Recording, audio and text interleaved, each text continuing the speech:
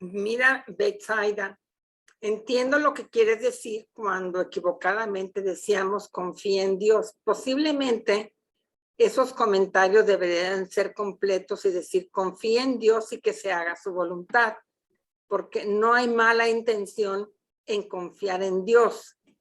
Lo que pasa es que tienes razón. Si no está bien explicado qué es la confianza en Dios, te pueden hacer ver a un Dios milagrero y no al Hijo de Dios en su capacidad antropológica, porque realmente Jesús se deshizo de su voluntad como humana para adherirse a la voluntad divina.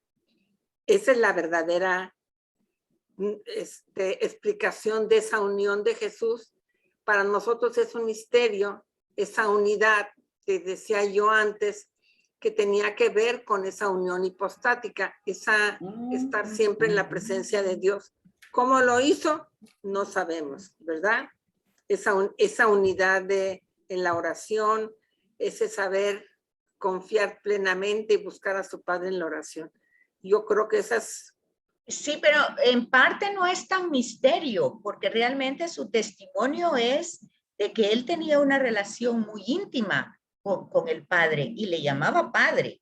Entonces eso es ver que esa relación íntima y ese estar en diálogo con su Padre durante tan largo tiempo. Fíjense, cuando nosotros vemos generalmente métodos para orar, métodos para no relajarse, métodos, entonces, no, aquí no hay un método. Es como observar, si nosotros somos seguidores de Jesús, pues observar como iglesia, como que lo que somos, su comportamiento, su relación. Y vean, eso lo dice claramente él en el Evangelio de Juan cuando dice, yo soy la vid y ustedes el sarmiento. Si no están unidos a mí de la misma manera como él está unido con el Padre, entonces no pueden dar fruto. Entonces al final se trata de dar fruto. Por ejemplo, a mí me preguntaban, bueno, y entonces esto quiere decir Dios no castiga, Dios no prueba, ¿y qué es la pandemia? Bueno, para algunos será la purificación de sus intenciones, de sus inclinaciones, de sus debilidades. Se va a purificar, le va a dar tiempo de meditar. Mucha gente dice, por ejemplo, qué bonito la gente que muere inmediatamente. Yo no pienso así. Yo digo, no. Sí, es mejor tener un tiempo de reflexión para saber si tengo que poner, no en testamentos materiales, sino cómo, qué cosas puedo reparar, qué cosas puedo pedir perdón si de eso se trata. Pero el tema es que se da un tiempo cuando tiene uno una enfermedad terminal, se da un tiempo de reflexión. Y la pandemia, para el cristiano verdadero, significó un tiempo o significa un tiempo de reflexión, un tiempo de decir, bueno, de veras, ¿cómo está mi vida, mi situación hoy delante del Señor? Porque todo el mundo habla del sufrimiento, del dolor y la muerte, y realmente el punto es, ¿cómo estoy si soy amada en este momento? ¿Cómo está mi familiar cercano?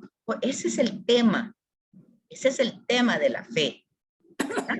Entonces, aclaro que aquí pues se habla de formas metafóricas, por ejemplo, sentarse en la mesa del reino, o sea, compartir con él. Pero si estamos, Pablo lo va a decir de una manera muy bonita.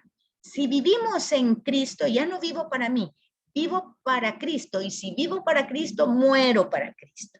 O sea, no se trata de cosas tan para mí, de mí. O sea, y de hecho, así es como actuó Jesús. Porque sería muy injusto que Él nos pidiera cosas que Él no hizo. Pero Él lo hizo todo así. Entonces nosotros vemos ese ejemplo humano, ¿verdad? Y por supuesto, si compartimos con Él aquí, pues también vamos a compartir en el reino. También en Mateo 25, tomad posesión, ¿verdad? Hijos de mi Padre, entren en la vida. Entonces, ahí van las recompensas, pero ese es un tema escatológico que tampoco se divorcia de la vida terrena, sino que va totalmente ligada, porque eso no puede pasar en el último momento. Eso no lo voy a poder yo como sacar de la manga. Si yo no he tenido esa relación, pues ¿para qué quiero tener la relación final a lo largo del tiempo? Es como cuando a los muertos les ponen un rosario o los llevan a misa y nunca fueron a misa y nunca rezaron el rosario. Entonces, hay cosas que debemos comprenderlas desde su teología y desde su antropología, ¿verdad? ¿Cómo es que son? Como tú dices, Susi, no es que haya mala intención en nadie, definitivamente no lo hay, pero sí hay mucha falta de conocimiento, porque las cosas no suceden mágicamente.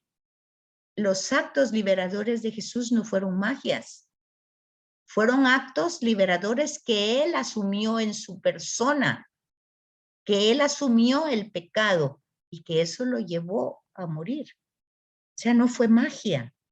Y eso lo tenemos que comprender con mucha claridad. Bueno, entonces los sinópticos nos van a hablar de la vida, ¿verdad? Y de la vida en abundancia y que Dios no desea la muerte de nadie. Él no quiere la vida y la vida eterna, la vida para siempre, la vida en abundancia.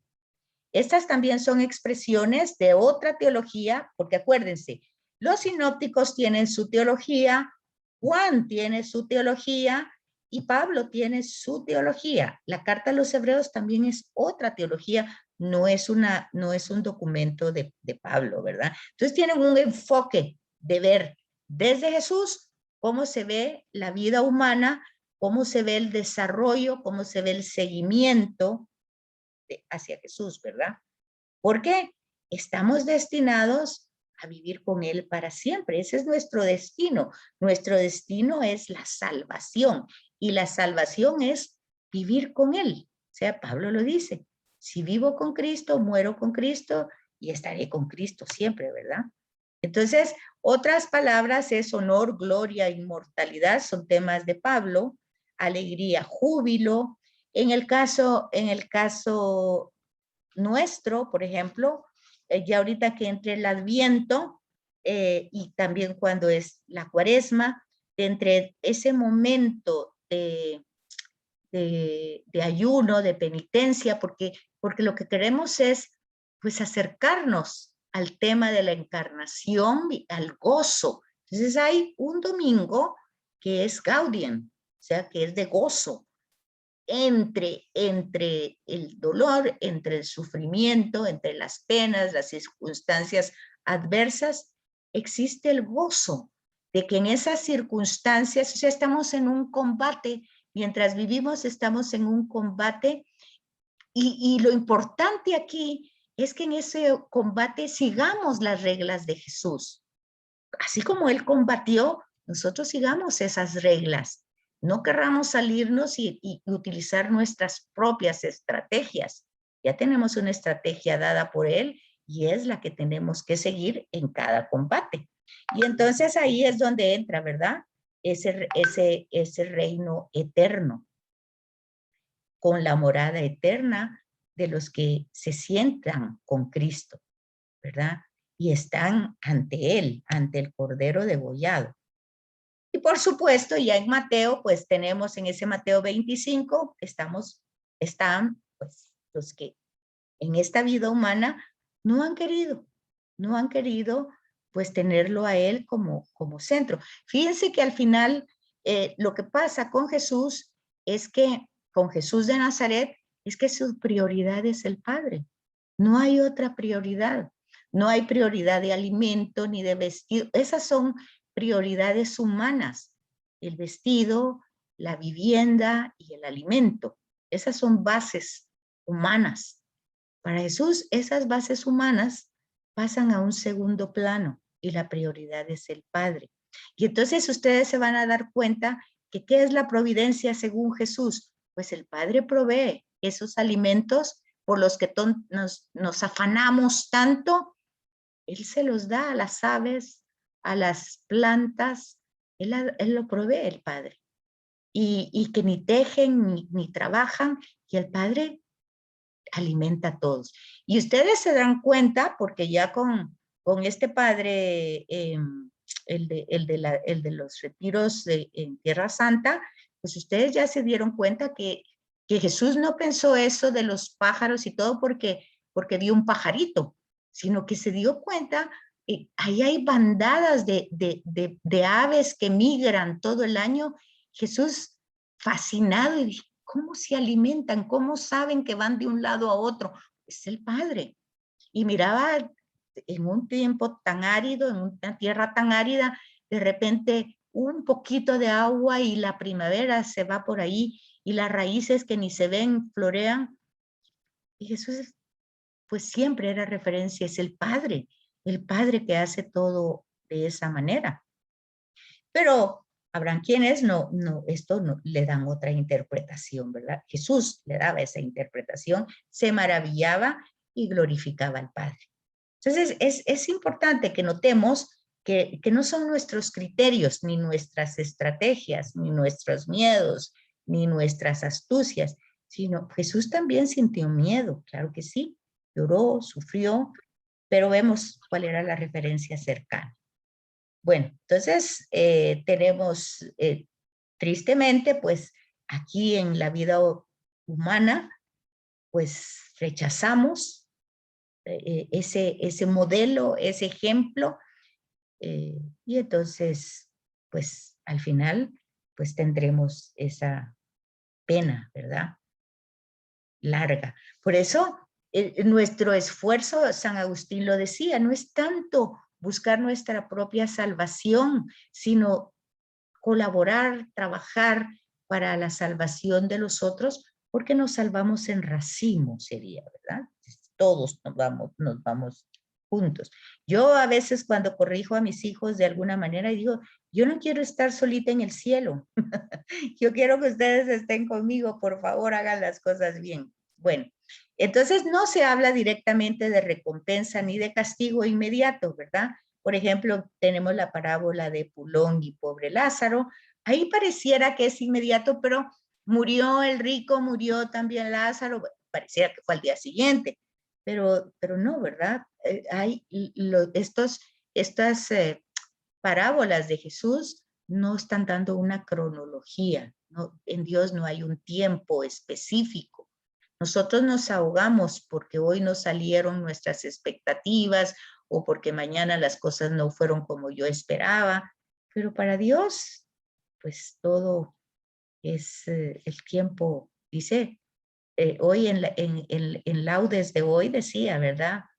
Para el que vive 70 años, pues será mucho, y el 80 años, pues ya será más corpulento, pero para Dios eso es un segundo. Es como la hierba que plantó en el campo y que luego se secó. Bueno, entonces todo esto ya lo vimos como afirmaciones y esta es la conclusión que también empezamos con esto. Comentarios, ya nos quedan entonces solo 2 sesiones, la de María, que también es modelo, aquí lo tenemos en el Nuevo Testamento, básicamente, y luego tenemos la Iglesia, que sería el último, y ahí se nos acaba nuestro curso. Aquí miren, esto es lo que tenemos. Aquí está el resumen. Y después la iglesia y con la sesión 15 se acaba. Ya tenemos solo la 14 y la 15. Me gustaría oírles comentarios del tema que acabamos de ver.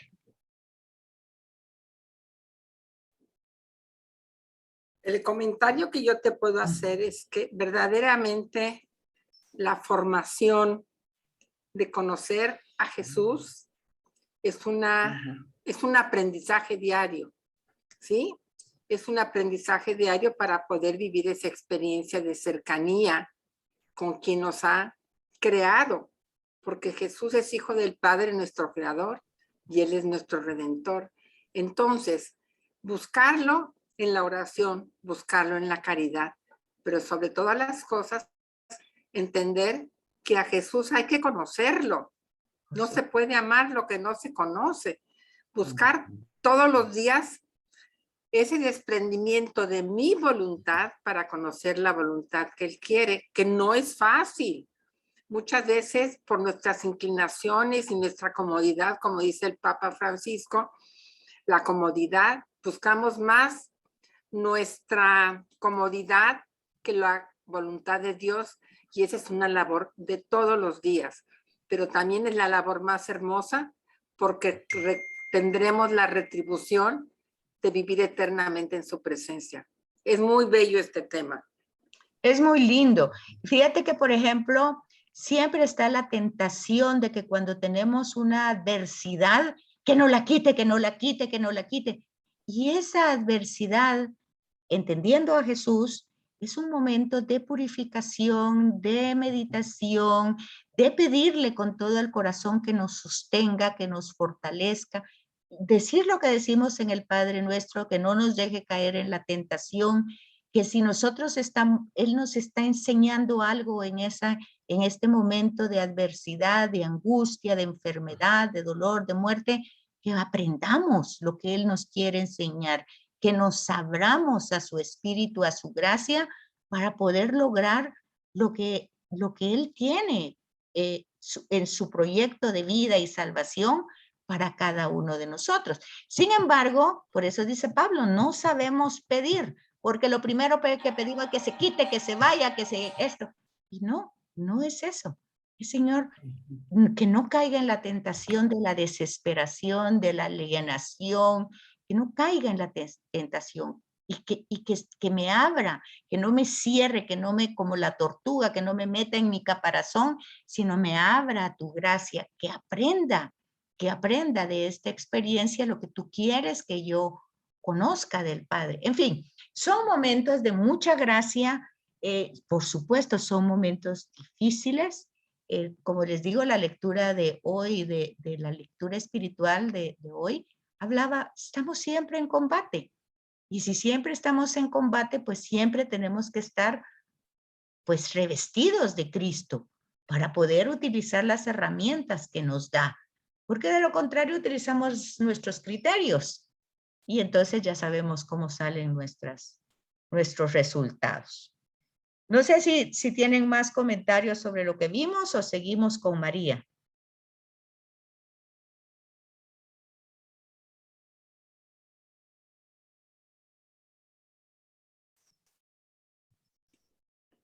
A ver, ¿qué opinan? Yo puedo seguir con María. Disculpen, pero es que se me desconectó y me tuve que conectar en el teléfono, entonces se me hace difícil intervenir. Va, no hay problema. Entonces veamos, como siempre nos han presentado las sesiones, cómo es presentado el Antiguo Testamento y luego cómo va teniendo progreso, ¿verdad? Y cómo las primeras comunidades, porque esto hay que tenerlo presente, pues claramente María no la vamos a tener desde Génesis, ¿verdad? Pues no está así. Pero como las primeras comunidades, cuando hicieron la relectura, la reflexión de Jesús, pues va entrando ella también, ¿verdad? Va entrando. Y no solo las primeras, tenemos a los primeros padres apostólicos. De los evangelios, pues solo tenemos a Lucas, que ya lo pone en el evangelio, ¿verdad? Pero luego tenemos las referencias, las distintas referencias de los distintos padres apostólicos, la patrística, los padres posteriores, pues San Agustín, Santo Tomás, todo, hasta el mismo Lutero hace una reflexión de María desde los textos bíblicos. Entonces, recordarse que en la Biblia la mujer también representa como oriunda, por ejemplo, como pertenece a un pueblo, representa a un pueblo. O sea, la mujer es representación. Lo tenemos, por ejemplo, en los libros del Antiguo Testamento de Ruth y de Esther, ¿verdad? O la misma Noemí. Tenemos estas referencias de representación. Entonces, ese es el contexto del Antiguo Testamento. Luego, esto lo tenemos como la hija de Sión, ¿verdad? Luego la Virgen, fundamentos bíblicos, ¿verdad? Luego madre, luego seguidora de Cristo como primera creyente, ¿verdad? Y luego como María, madre y maestra, ¿verdad? O sea, como madre y maestra de la comunidad de seguidores de Jesús, que sería lo que nosotros llamamos iglesia. Entonces ahí también, por tema de palabra, acuérdense que la iglesia no es la casa, sino es la comunidad, es la asamblea. Viene de una palabra griega que se llama eclesía, y eclesía quiere decir asamblea, ¿verdad? Entonces, pero también ahí nosotros también distorsionamos. Vamos a la iglesia, fui a la iglesia, o sea, ese es el templo, ¿verdad? Y la iglesia es la comunidad, la asamblea.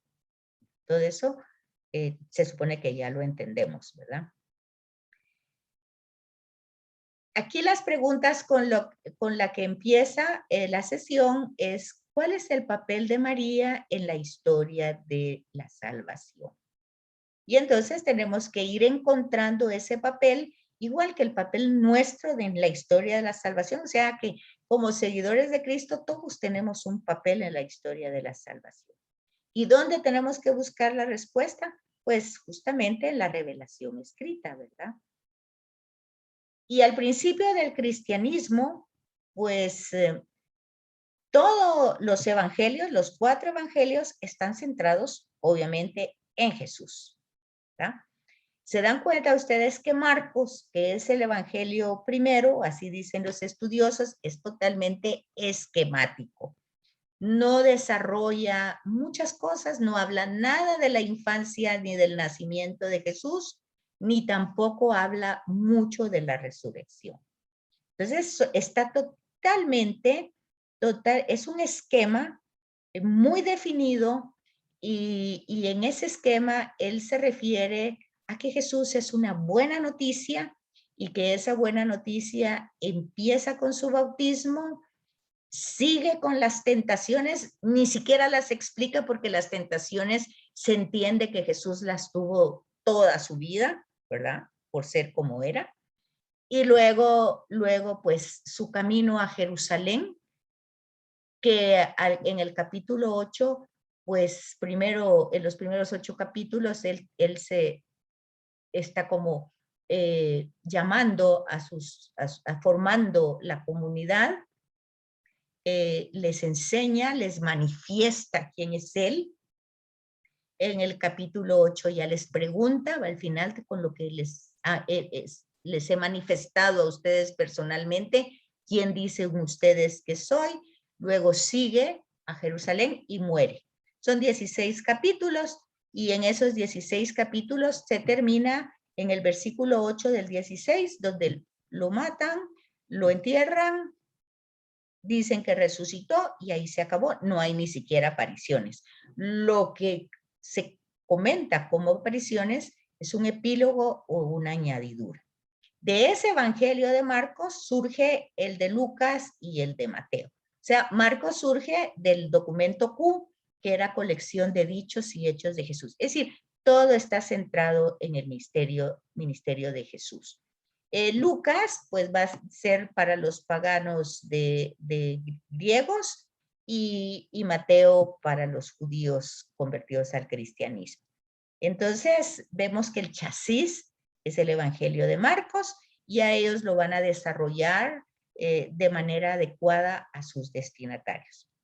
Y aquí, según los destinatarios, pues el Evangelio de Lucas pone la infancia de Jesús con María, ¿verdad? Y Mateo pone el nacimiento de Jesús con José, porque claramente uno está dirigido para judíos, el hombre tenía el primer lugar, y en los griegos pues era como más fácil entender todo el tema de María por la mitología, ¿verdad? Bueno, de los 4 evangelios entonces que les acabo de explicar, este es el más esquemático, mire, cada uno de ellos tiene su símbolo, ¿verdad? Este es el dirigido a los romanos, convertidos al cristianismo. Mateo a los judíos convertidos al cristianismo, Lucas a los cristianos griegos, a los convertidos al cristianismo, y Juan, pues hablábamos de al gnosticismo, ¿verdad? O sea, una concepción de Jesús donde no se aceptaba la humanidad. Eso pasa todavía hoy, ¿verdad? Que las personas siguen insistiendo que él era Dios, y anulan la humanidad. Pues este evangelio, justamente el de Juan, va dirigido directamente para esa forma de pensar, que se llama gnosis, o sea, gnosticismo.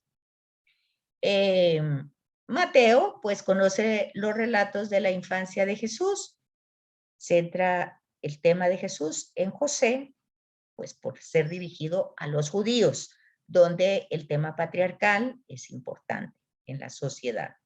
Lucas, pues ya dijimos, presenta a María, porque va dirigido a los griegos, ¿verdad? Y aunque aquí nosotros pensáramos que Lucas y Hechos de los Apóstoles, eso ya lo vimos cuando vimos las cartas de Pablo, entonces que se escribió directamente después, ya ustedes por todo ese estudio que tuvieron de Pablo, saben que tanto Lucas como Hechos de los Apóstoles fue posterior a todos estos evangelios, pero es posterior tanto al evangelio de Lucas como a Hechos de los Apóstoles, que es mucho, mucho después. Entonces hay una imagen de la iglesia pues ya casi instituida, ¿verdad? Pero ya vemos que aquí María ya ocupa su lugar central con los apóstoles. Lo encontramos en Hechos de los Apóstoles en la venida del Espíritu Santo. Marcos no tiene nada de eso, absolutamente nada, y Juan tampoco. Juan presenta a María en las bodas de Caná y al pie de la cruz. Son las únicas. Entonces, lo que vamos a saber de María o como interpretación de las primeras comunidades, pues es lo que nos dice Mateo, o sea, los cristianos, los judíos convertidos al cristianismo, y lo que nos dice Lucas, los griegos convertidos al cristianismo. Marcos y Juan, no hay. ¿Dudas, preguntas aquí? Vamos bien, gracias. Ok. No, Entonces yo vamos creo bien. que esto es conocido por todas nosotras. Perfecto. Entonces, vemos que ese desarrollo es progresivo, ¿verdad? Se va tomando conciencia de quién es Jesús y se va tomando conciencia de eso a partir de la resurrección, ¿verdad? Esta toma de conciencia de la misión de María no debe explicarse sencillamente por motivos psicológicos. Refleja una comprensión cada vez más profunda del misterio mismo de Jesús. Sí, aquí, por ejemplo, uno de los temas que ha desfavorecido mucho, porque vean ustedes, cuando hablamos de escatología, pues presentamos a la Jerusalén celestial. Como no nos la podemos imaginar cómo puede ser la Jerusalén celestial, pues los ejemplos, las metáforas que se nos presentan, pues para que nos hagamos idea, oro, piedras preciosas, luz, colores, bueno, todo lo que nuestra humanidad, nuestra visión humana puede imaginarse de lo que es la belleza, cosas, pues todo el mundo valora el oro, pues todo el mundo valora pues la alegría, los banquetes, la comida, todos los excesos. Bueno, entonces así pasa con María. Cuando nosotros la vemos, ya la vemos glorificada. Y por eso vemos a María con joyas, con corona, pues toda magnífica como estaba, por ejemplo, en el mes de octubre en Santo Domingo, pues preciosa todo, pero ya es glorificada. Pero la vida cotidiana, pues miren, aquí está la vida cotidiana, ¿verdad? Una imagen, ¿verdad? Sencilla, no hay corona, no hay joyas, no hay nada de eso. Entonces, nosotros debemos entender que cuando hablamos de esa manera, pues ya estamos en el tema escatológico, ¿verdad? O sea, las estamos viendo desde otra forma. Pero eso no nos debe de perder toda la dimensión humana cotidiana del dolor, del sufrimiento que ella atraviesa por seguir a Jesús, ¿verdad? Entonces el misterio mismo de Jesús es inseparable de ella, ¿verdad? Porque la carne de Jesús es carne de María, ¿verdad? La sangre de Jesús es sangre de María, o sea, ella le da ese cuerpo, esa humanidad que necesita, se la da María, ¿verdad? El Padre lo gesta, pero María le da toda esa envoltura humana. Entonces es presentada como hija de Sión, ¿verdad? En el sentido de la fiesta, de la alabanza, ¿verdad? Porque habita Dios en medio del pueblo. O sea, alégrate, hija de Sión. Eso lo vamos a ver ahorita en el Adviento, ¿verdad? La alegría, el gozo, porque la presencia de Yahvé. Obviamente aquí en Zacarías, en el profeta, es porque van a poner en el templo, van a reconstruir el templo, porque ha sido destruido cuando se fueron a Babilonia, pero no es solo el templo por la idea de tener ahí un fetiche, sino que básicamente la alegría es por la presencia de Yahvé en el templo. Entonces María va a ser pues la presencia de Yahvé en el vientre de María, que va a encarnar a Jesús de Nazaret, ¿verdad? Entonces, ese es el gozo, esa es la alegría, esa es la preparación del Adviento para prepararnos a ese gozo a pesar de las circunstancias, ¿verdad? Entonces aquí tenemos a Zacarías y a Sofonías, profetas después del exilio, que se alegran porque se reconstruye el templo y la presencia de Yahvé vuelve a estar entre ellos. El nombre, pues, lo tienen aquí, Miriam, Mariam, en arameo significa señora o princesa. Lucas la presenta como una mujer judía, joven, sumisa. Todas las mujeres prácticamente lo eran, pero ella tiene una característica que es la que vemos en Jesús también, ¿verdad? Abandonada. La palabra, he aquí, la esclava, pues nosotros ya tal vez no entendemos el contexto de esclavitud, pero pues una esclava no tenía ni voz ni voto. Entonces María se presenta como la esclava del Señor. Entonces, abandonada, confiada en lo que Él haga, ¿verdad? Hágase en mí según tu palabra, o sea, según tus decisiones. Y el Magnificat, pues ante aquella impresión de ese saludo majestuoso que jamás en la vida, porque cuando rezamos el Ave María deberíamos de pensar, igual que cuando rezamos el Padre Nuestro, deberíamos de pensar que esa fue una oración de Jesús, el Padre Nuestro. Así era como Jesús creía, confiaba y se abandonaba en el Padre. Antes nosotros decíamos, nos atrevemos, sí, y sí es un atrevimiento decir el Padre Nuestro, ¿verdad? Porque realmente ahí van adentro los sentimientos, las emociones, la relación de Jesús con su Padre. No como nosotros lo repetimos como loros o como grabadora, fuera de toda, Jesús encarnaba, esa oración estaba encarnada. Pues el Magnificat, aunque aquí lo tienen, es un cántico que está en Samuel, o sea, no es María la que se lo inventó, por decirlo así, sino que ya existía este cántico y también está en Moisés, ¿verdad? En los labios de la hermana de Moisés. Este es una compilación de salmos, está inspirado, ¿verdad? Y vemos que María pues conocía y es como cuando en una alegría o en una tristeza nosotros espontáneamente se viene una alabanza, no es que nosotros no la inventamos, sino que tal vez la conocíamos desde antes, pero aflora en ese momento en nosotros.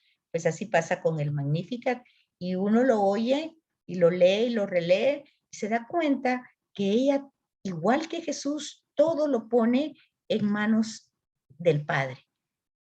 Toda su alegría, todo su gozo, todo su canto es por las maravillas que hace el Padre en la humanidad. ¿verdad?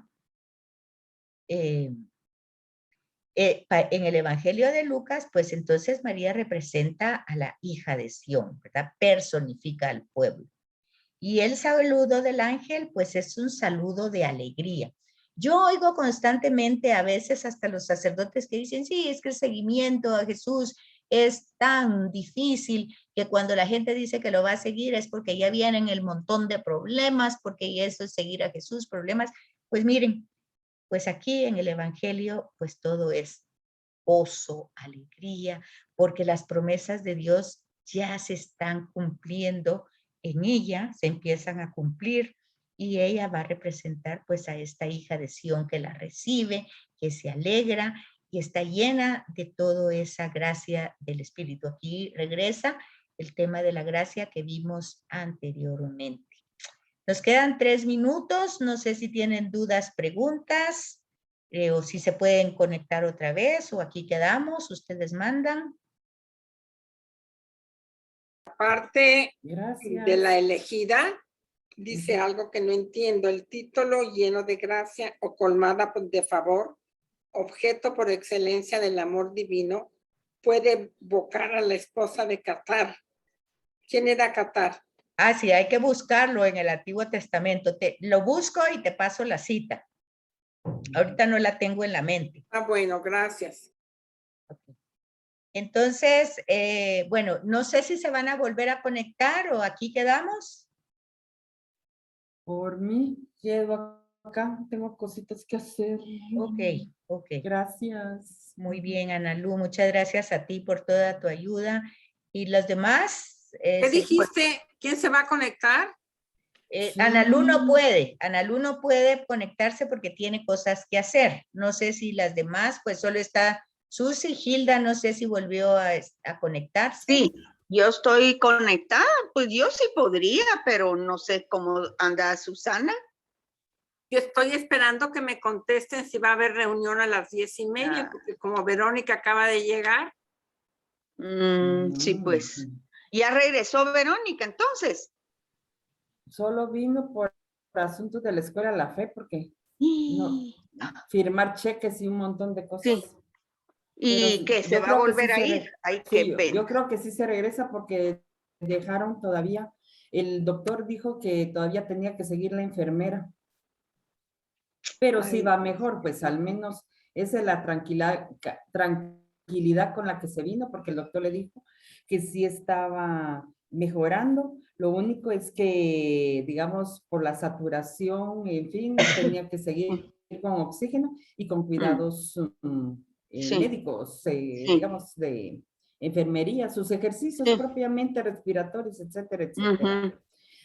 Entonces, ella se vino porque sí, estaba el fin de mes y no ha hecho nada del fin de mes. Así Claro, me dijo. sí.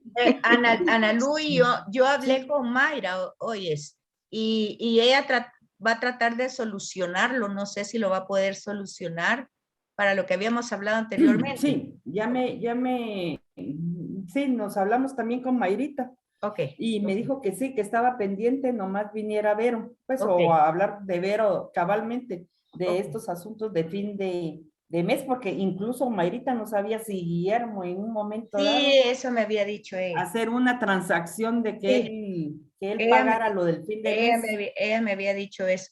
Entonces, Sí, pero de entonces, todas maneras, si tú puedes hablar con Verónica, pues le dices que sin ninguna pena bueno, que lo tome, ¿ok? está bueno, ok, Bueno, perfecto. entonces nos Pues, y quedamos es que aquí. tenemos sesión con Idar, ahí te recuerdas, Susi. ¿cómo dices? A las 12 Las tenemos reuniones a sesión las con 12. Idar. Ahora, yo estuve aquí, el sábado estuvo aquí Guillermo y me trajo a firmar cheques, como 10 cheques. ¿No serían esos los cheques que necesita Verónica? Tal vez sí, porque la cuestión era que estaban viendo cómo podían solucionar eso, porque todavía tal vez para viernes o sábado la cosa estaba dudosa, porque el doctor creo que la volvió a ver hasta el sábado en la tarde. Entonces ahí fue donde Vero tomó la decisión. Bueno, en